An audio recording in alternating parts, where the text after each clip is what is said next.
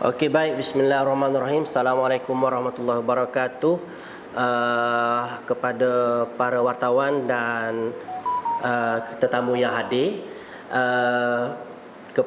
ke sidang media Pertubuhan Pemikir Azam Kelantan berkenaan dengan tajuk ataupun berkenaan dengan isu yang berlangsung pada minggu lepas, iaitu kebakaran di Wakaf Cik Yeh.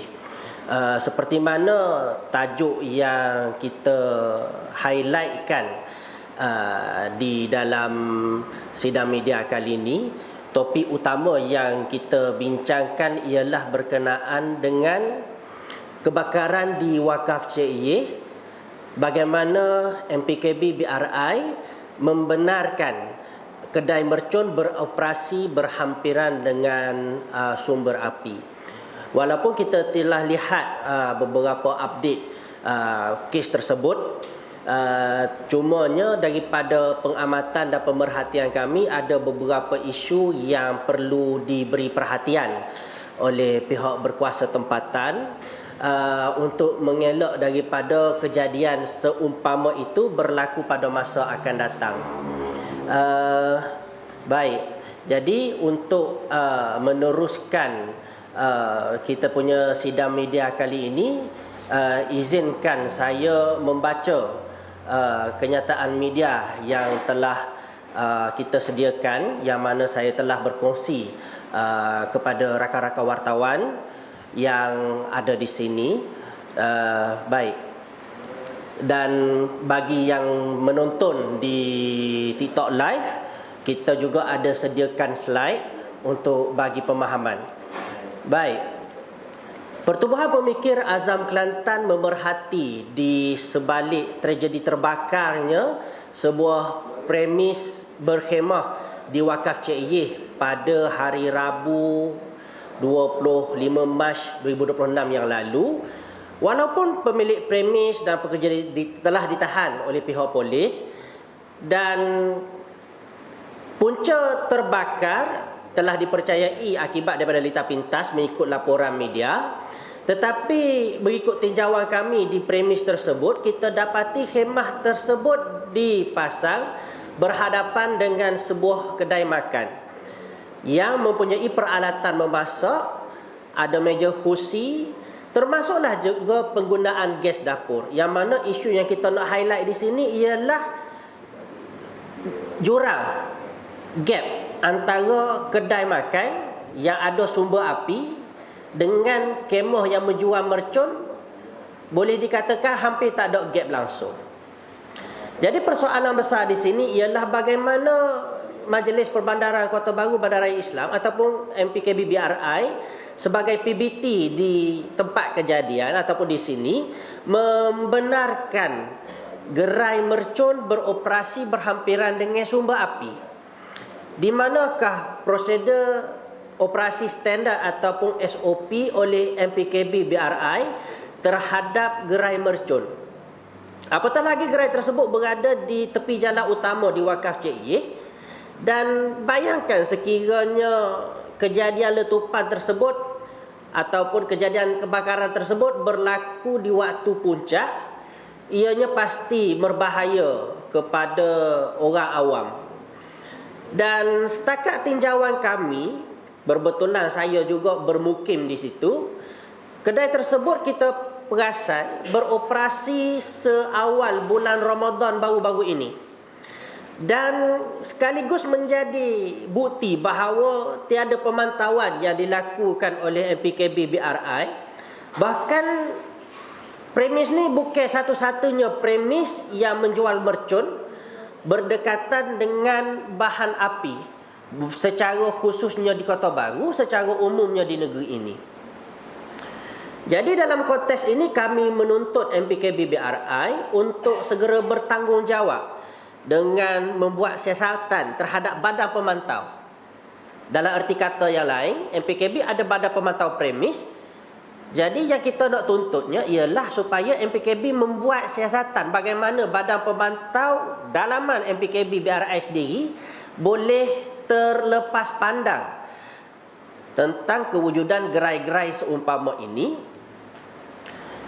dan menuntut Yang di-Pertua MPKB BRI Datuk Haji Zulkifli bin Abdul Rahman untuk tampil memberi penjelasan kepada orang awam kenapa Badan Pemantau MPKB BRI boleh terlepas untuk melihat perkara-perkara sebegini rupa.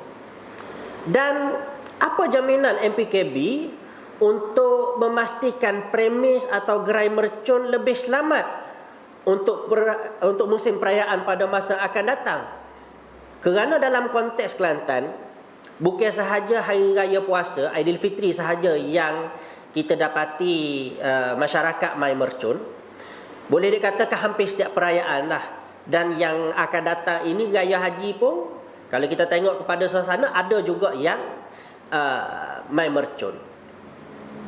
Jadi apakah komitmen Esko Kerajaan Tempatan, Perumahan, Kesihatan dan Alam Sekitar Negeri YB Hilmi Abdullah agar SOP ini turut dijadikan standard kepada semua PBT di Kelantan?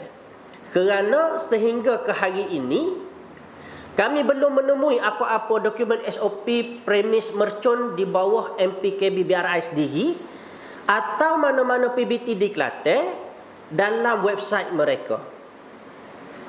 Dalam konteks ini ialah boleh jadi dia ada SOP tu dibuat secara bercetak, orang nak mohon kena pergi untuk tengok dan sebagainya, tapi kenapa tidak ada di dalam website? Jadi di dalam sidang media ini insya-Allah saya akan tunjukkan screenshot video. Semalam saya cuba search dan kita dapati memang tak ada. Jadi kepada wartawan-wartawan saya akan sharekan file itu. Baik. Jadi sekian sahaja sidang kenyataan media daripada Azam Kelantan. Baik. Jadi untuk kita rumuskan dekat di sini ialah bagaimana gerai mercun boleh beroperasi berhampiran dengan sumber api, tak ada SOP, langkah keselamatan dan sebagainya, macam tidak ada pemantauan lah dekat situ.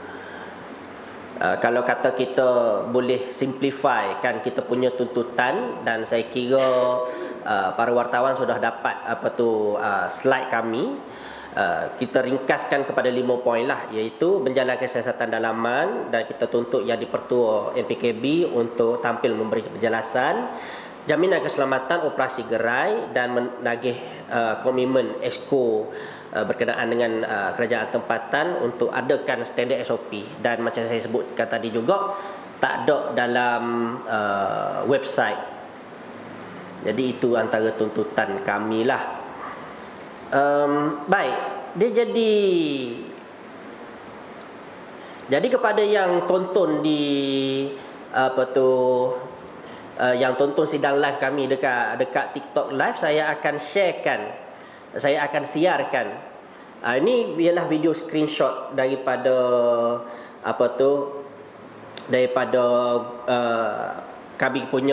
kami cuba search engine.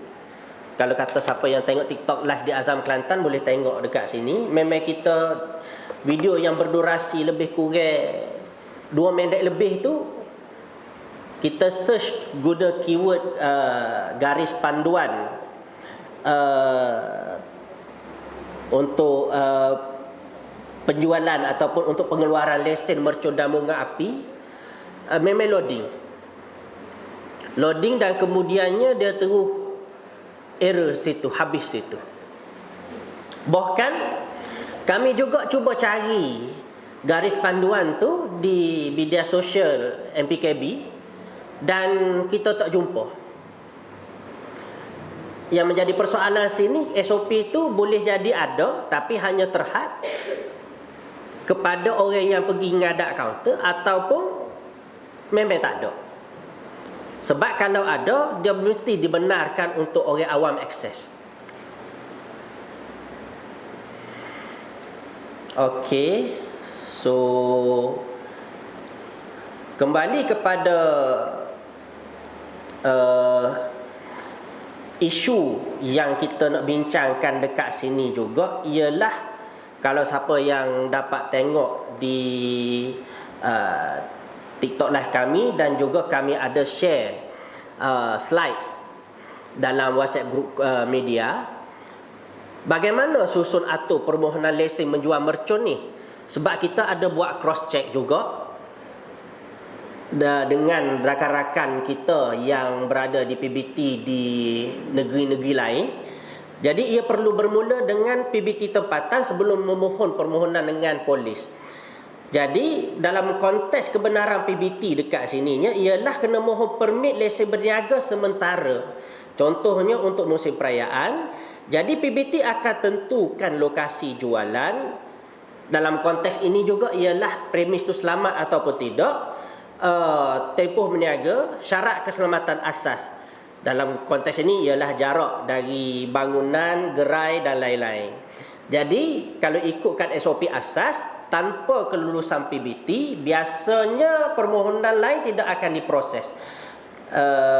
So itu ialah kita kiranya proses asas untuk permohonan lesen penjualan mercon dan bunga api. Baik, dan slide yang baru saya share kepada rakan wartawan dan juga yang terpancar di live TikTok kita ialah kriteria permohonan kebenaran polis. So bila dapat kelulusan PBT, barulah perlu memohon permit dengan PDRM, dan kerana mercon dan bunga api ini dikawal di bawah undang-undang bahan letupan. Jadi itu yang akan menentukan mercon yang bagaimana, jenis bagaimana yang dibenarkan jual, aspek keselamatan dan juga rekod pemohon. Dalam konteks ni rekod jenayah lah. Jadi kalau kita nak simplify ataupun kita nak permudahkan pemahaman dalam isu ini, sistem ini dia gabungan kedua-dua pihak. Jadi PBT akan menentukan lesen perniagaan dan lokasi. Polis akan menentukan permit bahan letupan, mercon dan bunga api lah. So itu dalam konteksnya. Baik, slide yang terakhir. Jadi apa slide yang terakhir tu saya dah share juga, baru sahaja share tadi. Jadi apa saranan daripada Azam Kelantan dalam isu ini? Saranan daripada kami ialah PBT perlu menetapkan jarak premis mercon dan bunga api minimum 100 meter daripada sumber api. Sumber api kalau dalam konteks ni di tempat tu ialah, walaupun dalam laporan media berpunca daripada Lita Pintas, tetapi seperti yang saya sebutkan, ianya begitu rapat dengan kedai makan yang ada tong gas, yang ada dapur api dan sebagainya. Jadi perlu dijauhkan. Dan kalau kita tengok fizikal kedai tersebut, kita akan dapati di sebelahnya ada kedai tayar, yang mana menjadi bahan api yang sangat mudah untuk kebakaran tu berlaku dengan lebih besar sekiranya tidak dikawal. Premis perlu dilengkapkan dengan alat pemadam api, termasuklah juga premis yang berjiran itu. Dan kalau premis berjiran tu lebih kepada kita punya saranan, kan, tidak menjadi kewajipan. Tapi premis yang jual mercon tu wajib. Kena ada alat pemadam api, kena ada dan bukan hanya sekadar alat pemadam api, penjual sendiri perlu mendapatkan latihan asas pemadam api. Jadi dalam konteks ini MPKB BRI sebagai pemberi lesen boleh bekerjasama dengan bomba untuk set upkan ataupun wujudkan modul latihan kebakaran asas kepada penjual mercon. Dan ini agak penting untuk kita nak dapat mengelak daripada kebakaran yang kecil menjadi besar. Saranan kami juga ialah supaya MPKB BRI melaporkan pemantauan premis menjual mercon semasa musim perayaan di media sosial mereka. Mereka mungkin buat pemantauan, kita sangka baik. Mereka mungkin membuat pemantauan.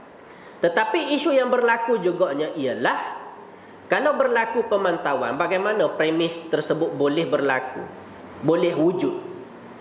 Kita tidak menyalahkan pekedai, tapi sebaliknya kita mengutamakan PBT sebagai regulator, sebagai penentu dasar perniagaan di kawasan-kawasan PBT masing-masing itu, tetapkan syarat itu juga. Dan kalau mereka buat pemantauan, mereka kena update. Sebab perkara yang bila tak ada gambar pemantauan dekat media sosial apa semua, dia boleh menimbulkan persoalan. Mereka ni buat pemantauan ke tidak sebenarnya. Cuma dalam konteks ni kita bersangka baik bahawa mereka mungkin membuat pemantauan tapi tidak update. Yang terakhir, saranan kami, yang ini khusus dalam kes ini sebab melibatkan lita pintas, iaitu pemeriksaan wayar elektrik premis agar kemas dan selamat. Sebab kita kira dia ada jangka hayat dia, wiringnya, penyimpanannya. Jadi dalam konteks ini kena buat pemeriksaan dan kena setkan regulation bahawa ia perlu menjadi kewajipan bagi premis ini supaya dia selamat. Itu SOP yang ataupun itu saranan daripada kami di Azam Kelantan untuk isu ini. Baik. Jadi sekian saja daripada kami berkenaan dengan kenyataan media yang kita cuba respon. Bagi kami, mercon kami memandang neutral. Ada dia menambahkan suasana hari raya, menambahkan musim perayaan. Tak ada, dia tidak pernah menghilangkan seri majlis perayaan itu sendiri. Tapi kalau kata memberi peluang kepada rakyat untuk merasa terhiburnya percikan bunga api, bunyi mercun dan sebagainya, maka kita melihat perlu ada syarat yang jelas, perlu ada pemantauan yang jelas, dan juga supaya tidak berlaku grey area dalam konteks ini. Dan kita meminta kepada para wartawan serta mereka yang mungkin orang awam untuk bersama-sama mengikuti rapat perkara ini untuk mengelak keadaan sebegini rupa berlaku pada masa akan datang. Jadi sekian sahaja daripada saya. Saya buka ruang untuk sesi soal jawab dengan para wartawan sekiranya ada.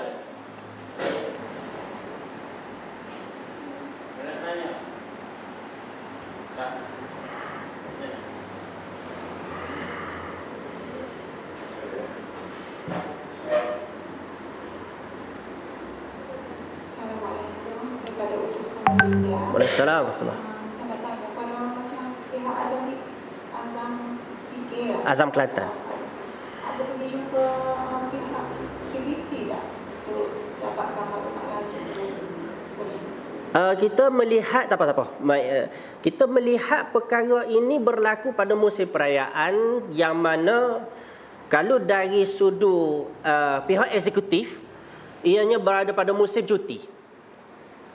Dia berada pada musim cuti.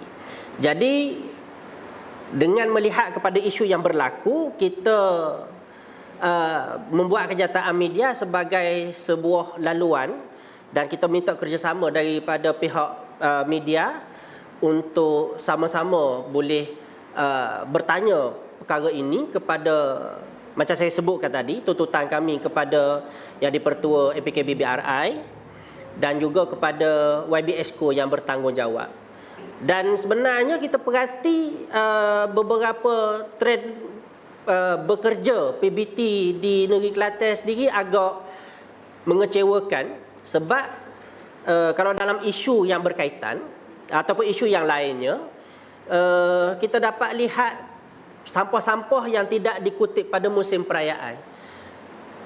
Bahkan ada 2-3 hari lepas saya lalu ke laluan Jalan Kok Keli di Tumpak ni, kita nampak longgokan sampah yang begitu panjang. Boleh katakan kalau banding dengan kenderaan tu panjang macam panjang bus-bus tebak.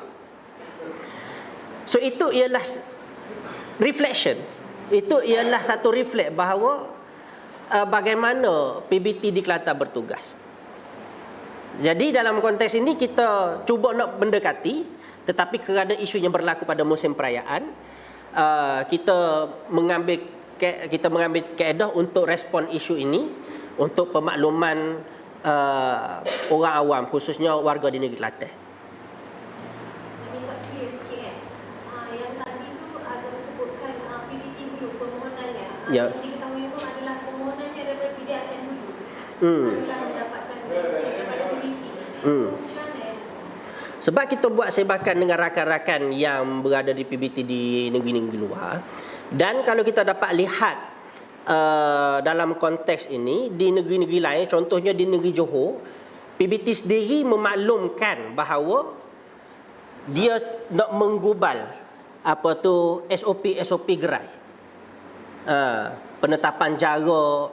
Bahkan dalam laporan media yang lain menyebut bahawa PBT di Johor akan menggubal supaya lokasi penjualan mercun jauh daripada premis-premis ataupun jauh sedikit daripada orang ramai. Soalannya adalah lesen permohonannya daripada PDRM dulu ke PBT dulu? PBT dulu. By far PBT dulu, sebab menetapkan macam contoh lesen nego. Sebab macam dalam slide yang saya sebutkan tadi, dan dalam slide saya minta izin untuk saya tunjuk di layout kita. Slide nombor 4 dan 5. Slide nombor 4 dan 5, PBT menentukan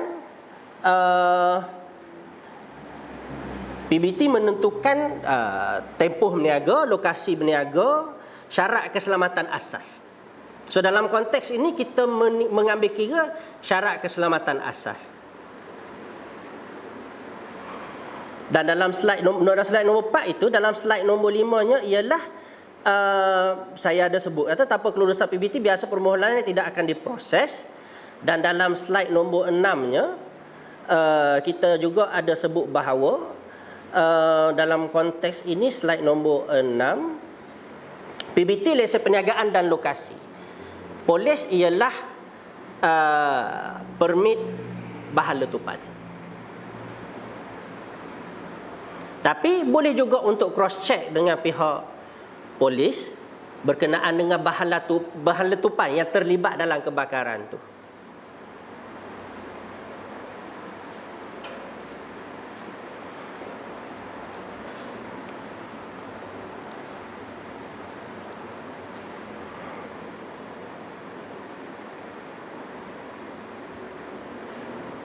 So mungkin yang Azam untuk ini ada dua lah siasatan yang berlaku dah dengan SOP yang jelas.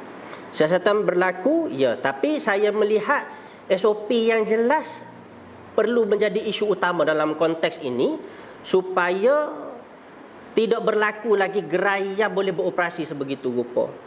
Kalau kata pihak PBT sendiri ada SOP yang jelas, dan SOP itu sebagai prevention ataupun sebagai langkah berjaga-jaga daripada berlaku, sudah pastinya dia akan memberi keselamatan kepada semua dan dia akan menjadi satu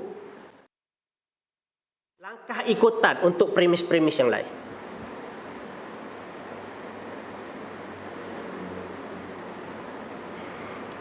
Kalau ada lagi?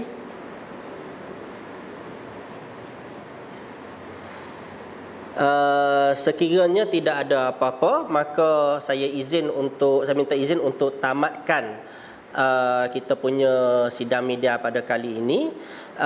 Terima kasih kepada rakan-rakan wartawan yang hadir dan mereka yang menonton di TikTok Live, kerana di TikTok Live ni ada beberapa news agency yang tak dapat hadir ataupun tidak mempunyai wakil mereka di Kelantan. Saya share live ini kepada mereka. Sekian sahaja daripada kami, yang baik daripada Allah Ta'ala, yang kurang daripada kami sendiri. Wabillahi taufiq wal hidayah. Wassalamualaikum warahmatullahi wabarakatuh wa maghfiratuh wa ridwanuh. Okey, jadi kepada para wartawan yang hadir, terima kasih banyak-banyak daripada kami. Kita ada sedikit jamuan dan juga minuman tengah hari. Bagi yang mungkin nak dapat Kita rekod juga live ni. Kalau kata ada pendrive ataupun saya upload dekat dalam YouTube, saya bagi link. Kalau kata nak material, ada pendrive boleh kita sedut sini lalu. Okey. Terima kasih banyak.